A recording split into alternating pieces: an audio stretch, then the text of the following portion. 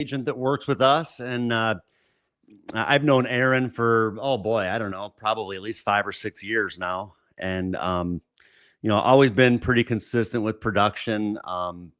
She's always been really, really good at generating referrals, and that's really why I wanted to have her on this morning, and really been trying to get her on for a while. I'm glad it finally worked out.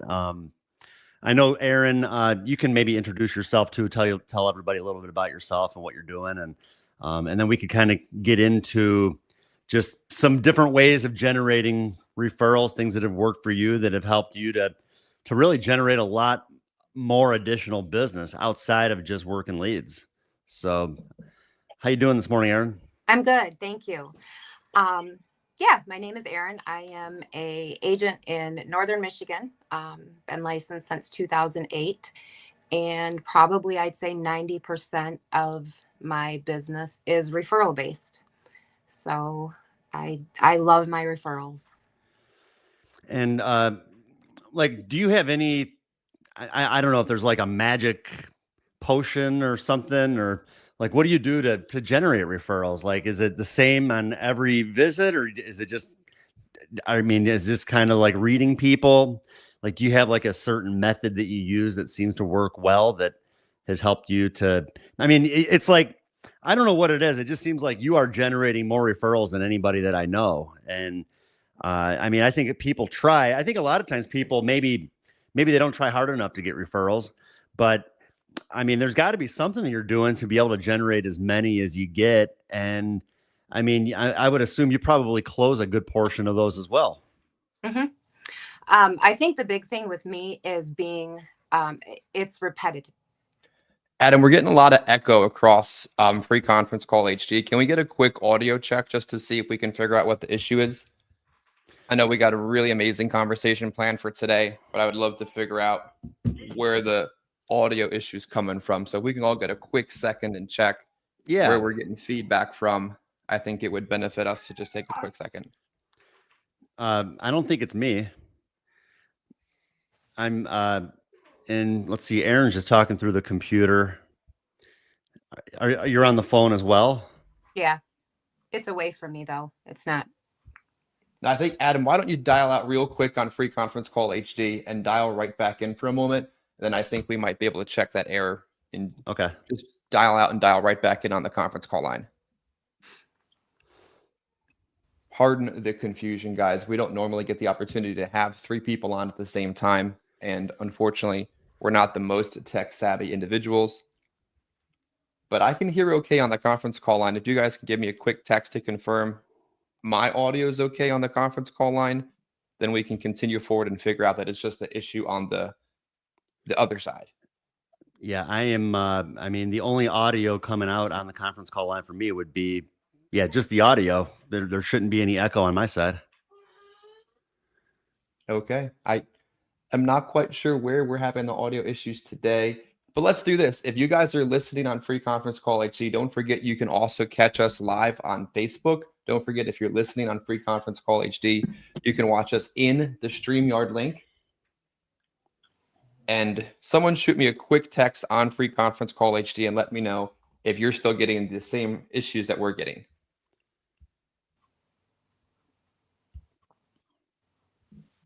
Or post in the chat would be fine too. Adam and Chris are echoing. Oh, well, that's not fun. That's actually never happened before. That's pretty awesome. Let's check here. One other idea. I'm going to unmute that. Switch over here. Turn this down over here. People said on StreamYard they don't hear any echoing, so it's just on the conference call line. Let's see. I'm trying to think, Chris, the way I used to do it when I used to call in, because I just use the computer setup now. Let's see. I'm just trying to remember. I think what you need to do is, I think on StreamYard, until we just switch over to StreamYard completely, change it where you cannot hear through the speakers on your computer. Like I set the speaker for StreamYard to like my microphone or something. There's got to be a way that you can mute it. That's why you're getting the echo.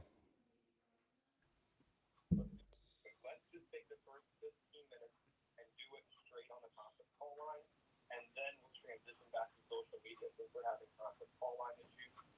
Adam, if you're here on the conference call, we'll just take it off air for a couple minutes, spend a few minutes with the folks on the conference call, and then we'll go exclusively on socials for the next 20 or 30 minutes after that. Adam, can you hear me on the conference call line? Yeah, hold on a minute. Now I need to change my settings. Why don't you know what? Let's give everybody the phone number that's on StreamYard right now so they can call in. Yep. Aaron, can you hear me on the conference call line? Yeah, I can. Yeah. Okay, perfect. Guys, I apologize for the technical difficulties this morning. We'll get it figured out. We'll get it the way it's supposed to be. And we'll continue the conversation for our Asian partners on just the conference call line for the next 15 or 20 minutes. And then we'll broaden the conversation on socials for the 9:30 to 10 a.m. portion of today's conversation. So, Aaron, I appreciate you working through the technical difficulties with us this morning. I would call it a little bit of the introduction for those of you that may not know her background. But as we get settled back in this morning, just give us a little bit about your background, and then I'll pass the mic back to Adam to continue the conversation.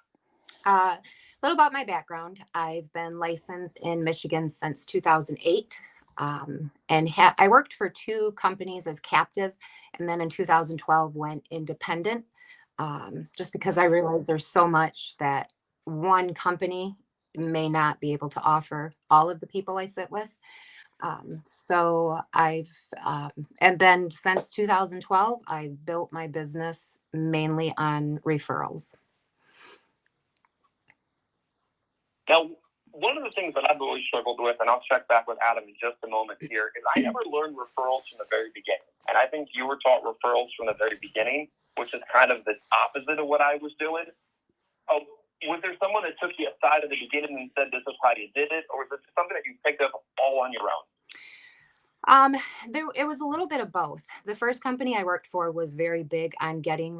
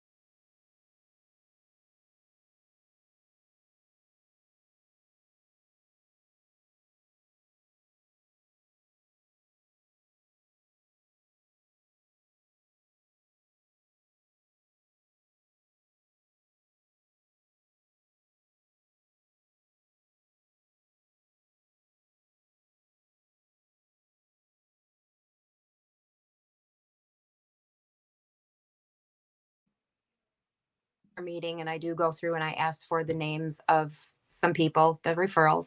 I've had quite a few who will tell me, well, I just don't have any. I can't think of anyone. And so I let them know, Chris, I like to set a goal for myself when I'm in a home, and I like to make sure that I can get at least 3 to 5 names. So, do you think between the two of us, we can brainstorm and come up with those names together? And then just kind of start leading them, who do you go grocery shopping with? Who do you sit with at church? Or who do you go golfing with? Um, but if they're just totally adamant, and there are some people out there that just don't share anything, I'll say, well, what I'm going to do is I'm going to leave you some business cards. Just you have to let them know that when you do give these out, make sure they tell me who it came from, that you gave them this card. And I've gotten quite a few calls from people who never gave me a single name, but they handed the card out to a lot of people. And then when they do that, I'll send them, a little thank you, a coffee card or something like that. Um, but I mean, I'm not a pro at referrals by any means. However, you should always be able to get at least, one name or at least two names by giving them a direct route to lead to get those names. Who do you go to church with? Who do you golf with? Who do you go play baseball with? Who do you go for a walk with? Anything like that. Do you think that sometimes agents are afraid to ask for the referral because they're afraid that they didn't solidify a quality piece of business, and then if they ask for more, they're going to lose everything? Like, maybe that's this misbelief that I have.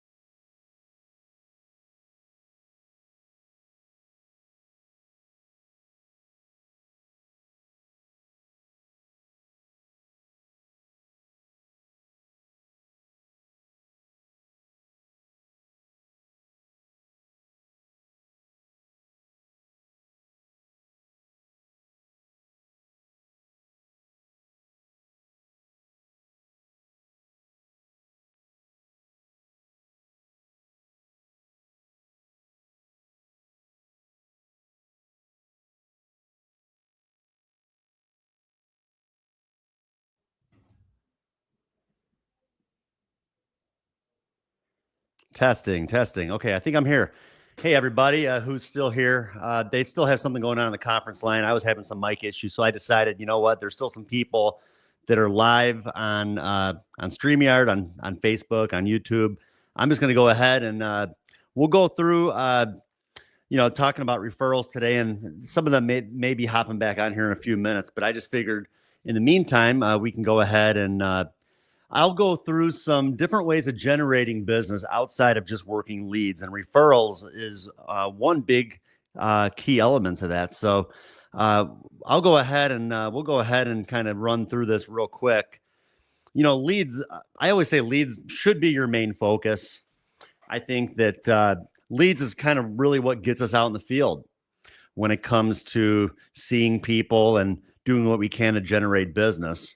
So I would say, working leads always needs to be your main focus, but to be successful, have a steady flow of leads. It really is crucial. The different recommended lead types, direct mail, Facebook, those are really the two main ones, especially for out in the field. And I think even telesales these days, I think a lot of agents are just kind of primarily focused on the Facebook leads, the social media leads. But direct mail for out in the field, I think really should be the main focus. You can order direct mail by zip code, puts you in front of a lot of people in a really small area, which I like. And it's always been the most consistent. I could work some Facebook leads and do really well, but however, it seems like over time, the leads start to dry out a little bit, where I haven't had that issue with direct mail. There's, at least by me, there's so much area that you can work that you're always going to find more leads. You're always going to be able to continue to order and have plenty of leads. So, and for those of you that are new, that are just kind of getting started, if you're new to us, we can even set up a call to talk about putting together some different strategies when it comes to leads and ways to make sure that you always have that steady flow of leads on a regular basis. So again, the topic was referrals. And like I said, maybe Chris and Aaron will be on here shortly. But, referrals, there's multiple ways of getting referrals. One way is when you're solidifying the policy that you just wrote. Real simple. You may wonder how I get paid. Well, I get paid a commission by taking out this policy and keeping it in force. So I'm glad you're serious about your decision today. I also get paid by you giving me names of 5 people who not necessarily want to take out a policy, but would at least like to hear about what we talked about today. So very simple. That's just something I've always kind of looked at this as, I'm helping them with something that they need. And sometimes that they feel like if I'm actually going to get something out of it, they're more willing to give me some names. Like if I just ask them for some names, they might not give me anything. But if they think that I'm actually getting paid by them giving me some names, they're actually more willing to give me some names. Another way that I've been generating referrals lately, I always keep a Walmart gift card on me. And, I'll show you. I think I have one on me right now. I always keep a Walmart gift card on me, and I use it. And my whole philosophy with that is, it's one thing to tell somebody that if they give you some referrals that you'll give them a gift card. But if you have it and you can show it to them, they want this gift card, this $25 gift card. They want to see this gift card go from my hand to their hand. And by the whole visualizing of it, I think it really does make a difference. Because I take the gift card out and I just tell them, hey, look, you want this gift card? All right, well, I just need 5 names of people that would be interested in maybe talking to me about what we do to help people. And that's one way. Another way I use the gift card, let's say I'm in a house and it's 1:00 in the afternoon, and maybe I have an opening at 3:00. I'll take the gift card out and I'll say, hey, look, at Mrs. Jones, I got this $25 Walmart gift card here. If you can call somebody that you know and set up an appointment with me. See, I have an opening today at 3:00, and I'm trying to fill my schedule. if you could call somebody right now and set that appointment for me for 3 o'clock, I'll give you this $25 gift card. And you'd be amazed how many people will actually do it. They'll get on the phone, they'll start calling all their contacts, and it's happened numerous times where they end up getting me in front of somebody else that day. But I tell them it's got to be today.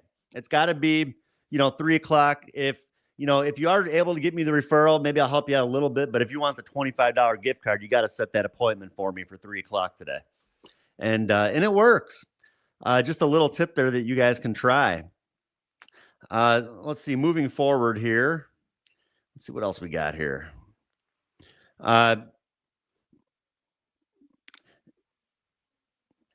Like I mentioned, have your client call the referral while you're there. There's a much better chance the referral will answer the phone to their family member, friend, and try and get their name, address, phone number, and the relationship to the client. Just the name and the phone number doesn't do you a whole lot of good. I think it's also good to get the address, just like any other lead where you're going to have an address. One website that I use is called Fast People Search. Fast People Search, sometimes, like if I get a referral and maybe the person is, I just get their name and phone number. Well, on Fast People Search, I can actually plug in a phone number or even a name, and it will provide me with more information. A lot of times I can obtain that address. So that's just something that, that I recommend. Another way, you want to make sure to try to get the address because, we all know it these days, people just don't answer their phones. You try calling a referral, they don't pick up if you don't have an address. What good is it? What are you going to get out of it? So always try to get the address, and I'll door knock a referral just like a regular lead. All right. Looks like we got others on here again. So I'll go ahead and I'll cut off on this for a minute, and then we can maybe we'll get back to this shortly.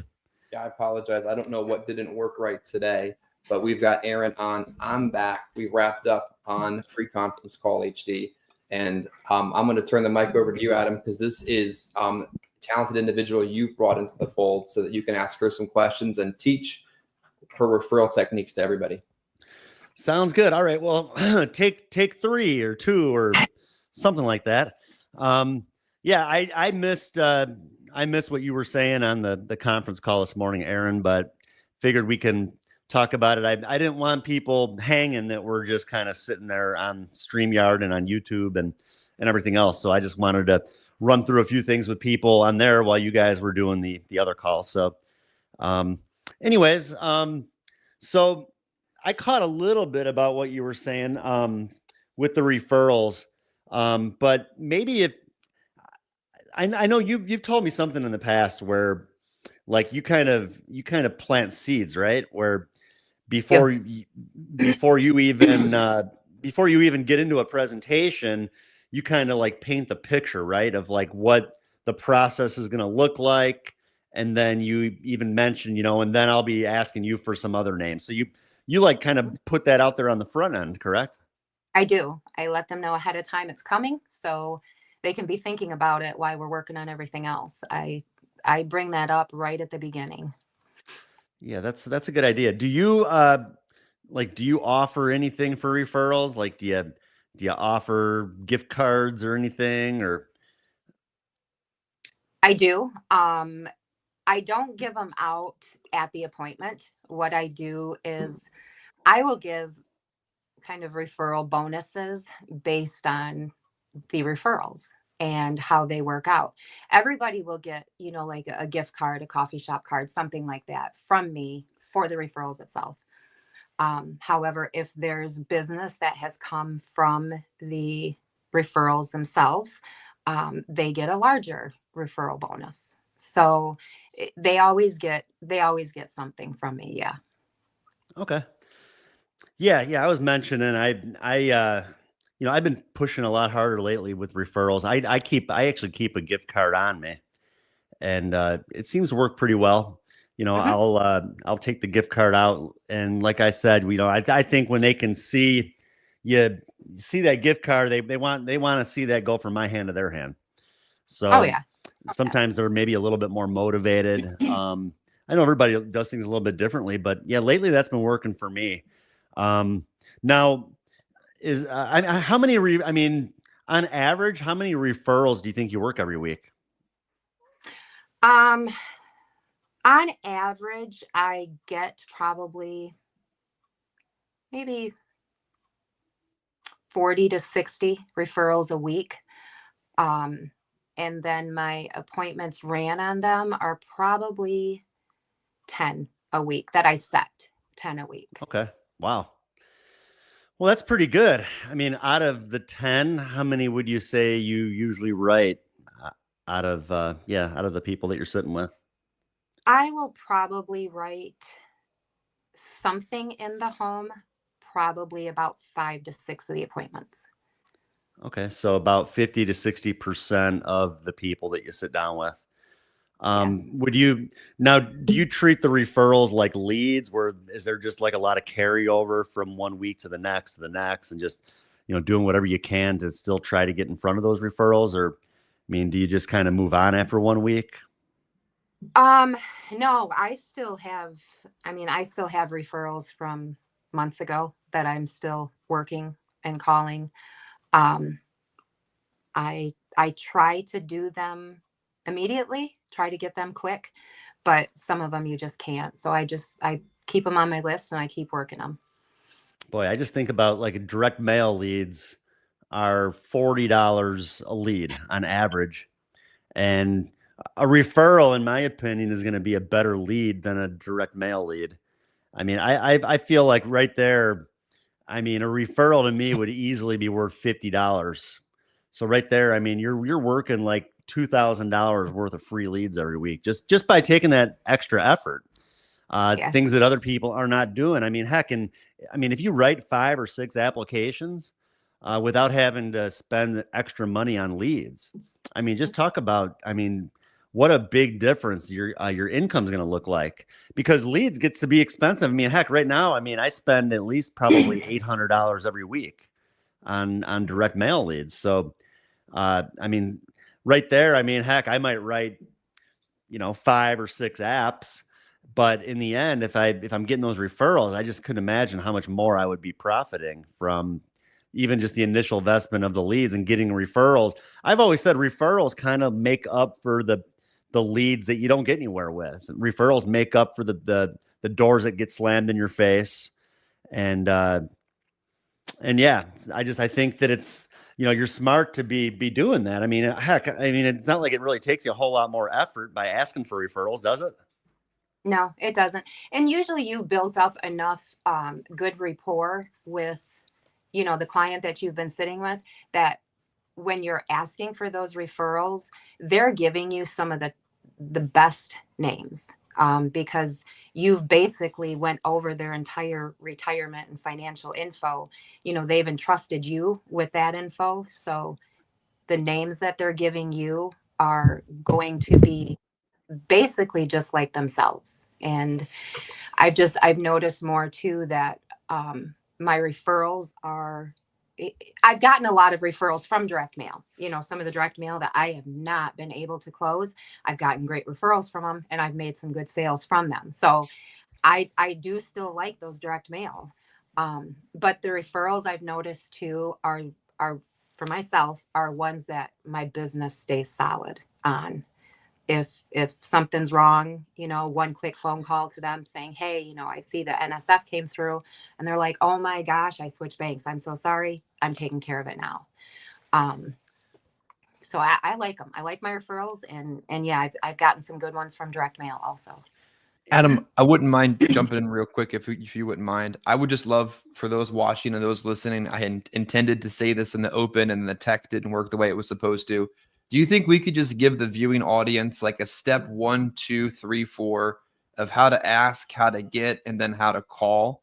And then we could tell them, like, in the middle of this conversation, here's exactly the directions that you as an individual agent need to follow to do what she's doing. So maybe we can just real quick walk through step 1, 2, 3, 4, 5 on how to get and then call and then to the referral process. Cool. So step one. Step one is when you're finished with your warm up, let them know, Chris, I get paid in 2 ways. First is through commission. So if there is a need that we uncover and I have a solution, I'm going to ask that we do business. Second is through referrals. Referrals is a lifeline in my business. It keeps me local, which I like, but it also holds me accountable to you as a professional. So at the end of our meeting today, I'm going to ask you for some names of some people who you feel will benefit from this information. And then I go directly into the fact finder. No time for them to say no or anything. Gotcha. Makes sense. So you've laid the groundwork in step one during the warm-up phase where you're establishing rapport. And if you don't warm up with somebody, you're never going to capture anything but the easy sales anyway. So I like that. Step two, what do I do next? Step two is after the meeting, after we've taken care of what we needed to. Did you find that the information that we shared today was beneficial? And they're always going to say yes. Great. Well, as I mentioned earlier, I'd like to get this information out to some folks that you know, but they have to meet 2 requirements. They have to be as open-minded and high caliber like yourself. So with that being said, you mentioned you had 3 children. And at that point, I grab my pen, I put my head down, and I say, who's the oldest? Who's next? Who's next? I never look up at them because, and it's true when they say, if you can get that water faucet turned on and keep it dripping. So then after the children, and I'll know from the warm up that they have kids, grandkids, if there's cousins in the area, family, church, whatever. So I direct them where I want. I want the kids' names. And then, Okay. Your brother, I want his name. I want sister's name. Direct them. And then when you're done kind of with family and whatever, you say, well, who lives to the right of you? And you never look at them ever, because you're going to lose contact. As soon as you look at them, they're going to lose what they're thinking of. So, who lives to the right of you? And then who's next? And then who's next? And never ask for last names at that point, unless they're giving it to you. If you can get the first names from everybody and keep everything going until they are just out of people they cannot give to you anymore, then go back and say, okay, well, what is Chris's last name? Now, is Chris married? And then you get last names. Then when you're done with all the last names, then go back and get either phone numbers or addresses. Because as long as you have a first and last name and a vicinity of the area they're living in, Google's your friend. You can find anything and go knock on their door. But if you can get the names and phone numbers, that's amazing. Sometimes I have directed them to go get their, some of my older people still have address books, so I'll let them know, well, go get your address book. Let's get the information from there. Asking, I've noticed, doesn't go very far. You got to direct. You have to direct them what to do. Not being rude about it, but. Oh yeah, you got to give them directions so they know what they're supposed to do. They're not. This is their first presentation. What are they going to know what's supposed to do next? Is there a step 3, or have we basically covered the warm up and the groundwork and then the gathering of the referral? I guess step 3 would be, you mentioned earlier in today's conversation, you like to call them on a Saturday. You like to call them when you've got time in the field. That's attempting to contact the referral. I guess that would be step 3, right? Yes. Yep. Okay. So then when I call them, I say, Mr. Smith, this is Aaron Scott calling. How are you doing today? I'll be like, good, great. Well, the reason I'm calling is I recently met with your brother, Ed. We went over some valuable information on some changes that are happening in our economy that can definitely affect your retirement. And he found this information valuable, wanted me to make sure I got this information to you. So I have just a couple questions for you to make sure I have the right info specifically for you. And then I will ask, are you working or are you retired? Is your wife still working or is she retired? You guys currently on Medicare? Are you paying on a life insurance? And then the other qualifying question I have in there is, now, would you say, kind of with all of your savings, checking, CDs, money markets, IRAs, you don't have to give me an exact dollar amount, but would you say you have more than 25,000 or less than 25,000? And then they'll say it and they'll say, okay, great. I appreciate that. Now I'll be in your area Monday or Thursday. Which day's best? Makes sense. No, I like that. Adam, I didn't mean to steal too much of your thunder, but I wanted to make sure that those listening in today could literally write down what the heck to do and then go out and do it. Because it's one thing, as you commonly say, and I love it, don't be a professional student. Just don't come on the training to watch the training. Do something with the training. And if Erin is willing to take time out of her sales day and her life and her family and get on camera, which is very uncomfortable for a lot of people, and to share this information, she just gave you the directions. Now go out and do it. Don't just be a professional student. Yeah. So when you get the referral, now you mentioned like that kind of sounded like what you would say. Is that like when you first sit down with the referral, you're going through that? Or like, is that when you're on the phone with them, like trying to set up an appointment? Like what? That's when I'm on the phone with them trying to set the appointment. Okay. Because at least I know at that point, I can go in for Medicare or I can go in for final expense for review. Okay. It lets me know exactly what it is I'm walking into. Do you do anything to like create any sort of urgency to kind of motivate them to want to sit down with you? I make sure I let them know in the beginning that whoever gave me their referral was very adamant that I get this information to them. And sometimes that sparks, in their mind, oh, well, if Sally thought this was, I needed this, then I need this, so I better listen to it. And then giving them the appointment of that week, my days that week on Monday or Thursday. I normally won't go out a few weeks unless they say, well, I'm out of town this week, but I'm back next week. Then I'll go ahead into the following week. But I usually try to just set them for the week that I'm working. Okay. Yeah, that's good. I mean, I know you're a heck of a lot better at referrals than I am. One thing that I usually always just some like different terminology. Like I'll always say that I promised so and so that I would call you. I promised her that I would come see you. I promised her. She said she knew that you needed to talk to somebody about this. I promised her I'd come see you. Just like, I don't know, little words like that. I think sometimes like, even like I've always felt like, especially if it's like one of their kids or something, like your mom is gonna be real mad at me if you don't let me come by to see you. I have said that before. Just like little things like that. Like I promised her I'd come see you. So, you better let me come see you. Your mom's gonna be mad at you. Yeah. I'll always say like, I'm not going to be the one to let your mom know you said no. So you're going to have to let her know that yourself. Yeah, exactly. Erin, have you ever seen those emergency response sheets? It's a method that the Alliance teaches. I've seen others mention it before. I think it kind of makes sense and it's similar to what you've mentioned. But have you ever seen that version of gathering referrals through the emergency response system? No.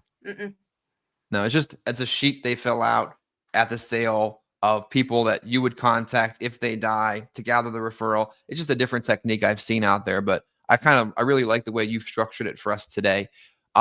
Is there anything else you think somebody watching should know or should learn and should get the confidence to just go out and do it today? I think it's just, you have to do it. And you only get better at it when you make it repetitive on every single appointment you're on, because as soon as you get into habit of doing it 3 or 4 times, and then for some reason you stop, you're setting yourself back. You're not keeping that momentum up of going and getting them. And I've made that mistake before. And it took me a few months to get back in the groove of it. Like I found myself, saying, wow, I just totally screwed that up. Like what even came out of my mouth trying to ask for that. So you have to just do it, and you're going to get told no. And if you get told no, leave the business cards, let them know to hand them out. But that's the only way you're going to continue to get better with asking for referrals, is you have to do it each time. I think that's like all of the extra things past whatever your core lead-in product is. Adam, I always say, you got to always ask for the Medicare. Just ask at the end. Just ask at the end. Just ask. Even if you just get nothing, at least you have the habit of asking. Yep. So there's a lot of things you got to ask for, but that's how you get better than just average in the business. You got to ask to get in the door, ask for the social, ask for the bank account, ask for the policy, ask for the referral, ask for the Medicare. It's a lot of things to remember to ask, but that's how you make really good money and write good quality business is it's kind of the more I'm learning, right? Oh yeah. Now, Aaron, I know, I mean, you do a lot of final expense business, but I mean, like you said, I mean, also Medicare. I mean, I guess with the referral, you just kind of base it off of like what the client's need is. But I mean, because I know you offer more than just the final expense, correct? Mhm. I do a lot of annuity business. And I've noticed more with the annuity business that the final expense honestly comes into play with that, because especially with qualified monies, there's tax liability to the beneficiaries. And so the beneficiaries can use that final expense um, to help with those taxes. A lot of my annuity clients will use their RMDs to Hmm. pay for their annual premium for a final expense policy, because they don't necessarily need that, that money annually. So they'll use it to fund a policy. So there's a lot of ways in there on pivoting to the different products. I've really found there's something in every house you go into. Well, it sounds like too. I mean, you're not just primarily focusing on your middle to low income final expense client. I mean, like No. you're using the final expense product more as like a tool, like you mentioned, to cover the taxes. Someone has a big annuity, you let them know, hey, look, your family's going to end up having to pay, such and such amount more than likely when that money is withdrawn from the account. So this policy here can be used to cover that. I like that. Talk a little bit about your local market. I find it fascinating when we're sending out the leads, ordering the leads, distributing the leads, your area in Michigan, because there's a part of your territory that's a freaking island. Like it's not even, there's an island. It's an island in her territory. Leads come in on an island. It's pretty cool. Doesn't happen in many other places in America. But for those watching, talk to us about your local market, what you like about it, because I hear that passion to serve your local area. And that kind of motivates agents even harder when they take in territory, even if it's their home market and they own it. So tell us about your area. Um, I love our area. We have a lot of farmers up here. We have a lot of retirees. I mean, Northern Michigan is where a lot of retirees will come for their second homes. It's a travel destination, for a lot of people. But we also have some larger companies. We have East Jordan Iron Works, which makes those manhole covers that you see on the sidewalks and the roads. That company is about 6 miles from my house, so I get a lot of retirees from there. GM is a few hours south from me. We have a good market in Michigan. We have from the baby boomers up to the retirees, and everything in between. So the market is amazing. And yeah, we have two islands. We have Mackinac Island and Beaver Island. And Beaver Island is you get on a boat and take that boat over, and there's not many people there, but there are some who need things. So When you get off the boat, how do you get to the people? Is there like taxis like on Block Um, Island or? yeah, well, for Mackinac Island, you get on a bike and you ride to where you need to go, or you have a horse that takes you. Um, but for Beaver Island, you do it's a smaller island, and everything's like right there, kind of when you get off the island, so you really don't Okay. have to worry about much there. But it's What's the different. population on like Mackinac Island? Mackinac Island, I think yearly there's maybe, I don't know, maybe like 7,000 people maybe that Okay. stay there annually. It's not huge in the summertime. That's totally different.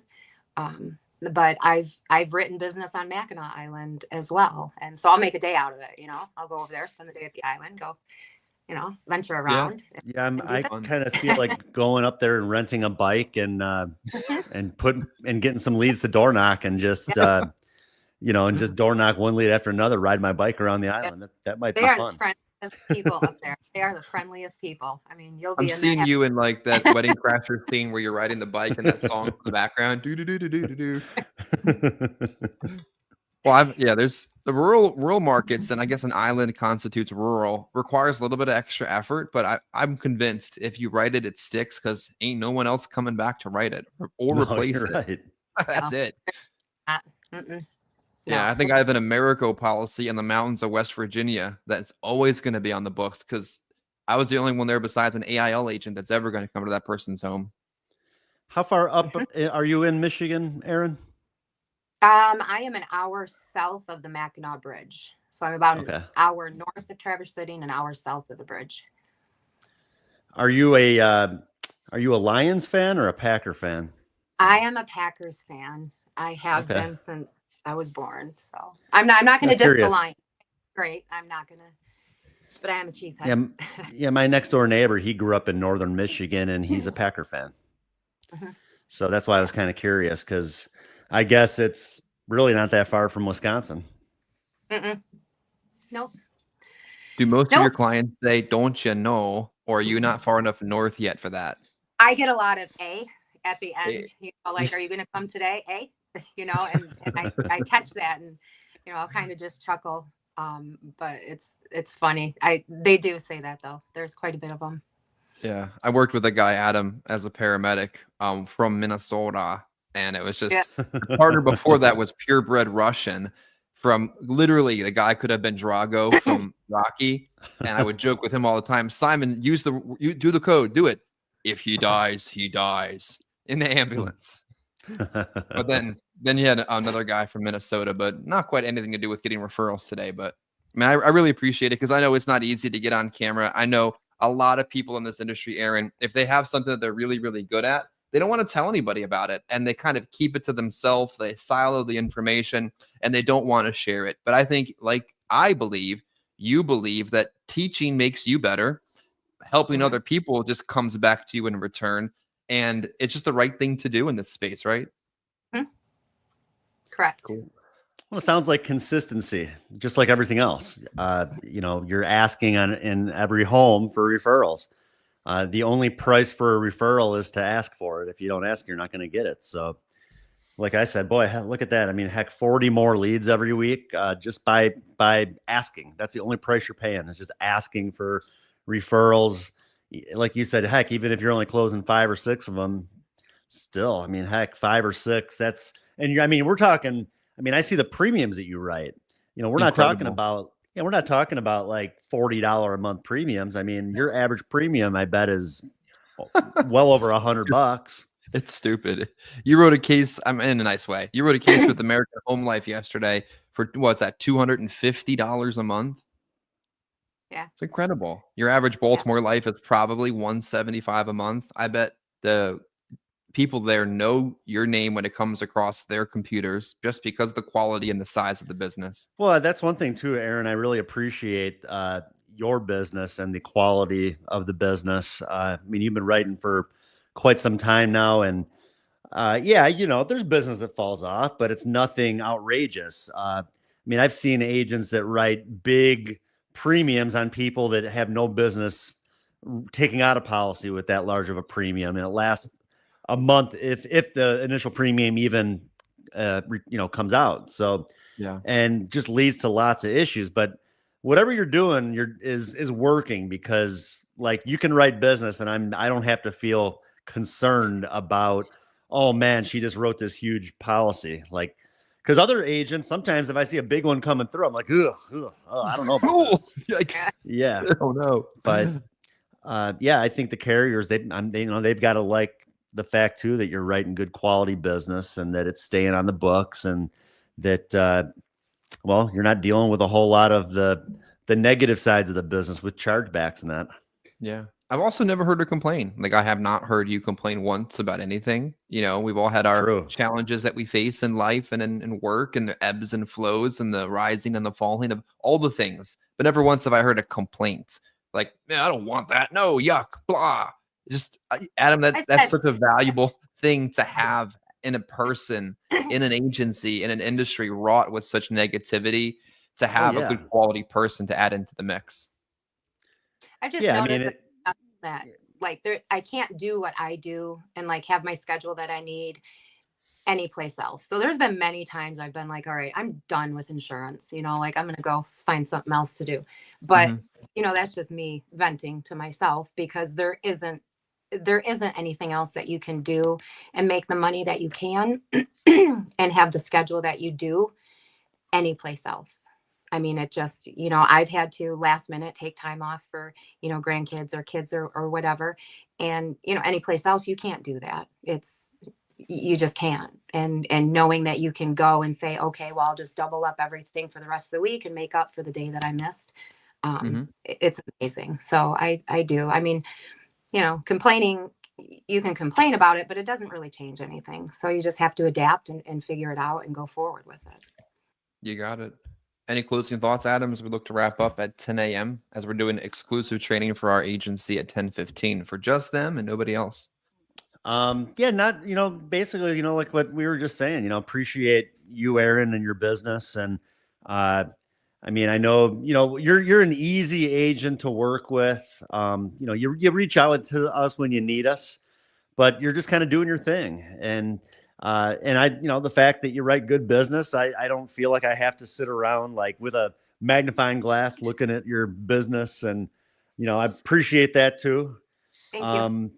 But like what Chris said too, I mean, you do your thing, you're positive. I mean, we all know, negativity just sometimes brings everybody down. You have one bad apple and the whole group gets worse. And, you're kind of the opposite, and with what you're talking about today, you're helping everybody get better, not only our own agents, but a heck of a lot of other agents that are in the industry that need that help when it comes to getting referrals and just maybe that have never tried to get referrals. And kind of like what I was saying too, just in the end, it's, I think what we learn is that there's really no magic potion to getting referrals. The key is just being consistent with it and asking and then doing what you can to get in touch with those referrals. It doesn't do you much good if you get the referrals and then you just let them sit on your notepad. I mean, you got to do something with them. So some of them do die during that time you're waiting to call them. So. Yeah. We got 4 minutes left. If you wouldn't mind, since this is out and open for the world to watch and listen, what has working with us done for your business over the course of the last 6 to 9 months you've spent with us full time? The training and the one-on-one has been amazing. The lead opportunity has been great. And just getting kind of past some of my, hesitations by talking and listening to others and different things has been amazing. It's something that's definitely new. As a seasoned agent, sometimes you get, kind of passed by on things because everyone thinks you know what you're doing, which you don't. There's always something somebody else knows that you don't, and you can pick up from that and grow from it. So I appreciate all of that help.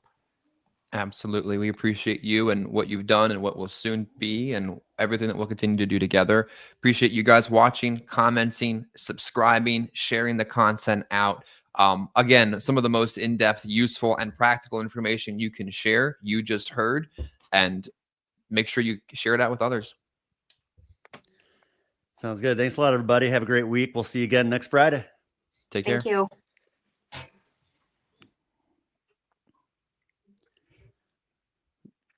So then what were you saying?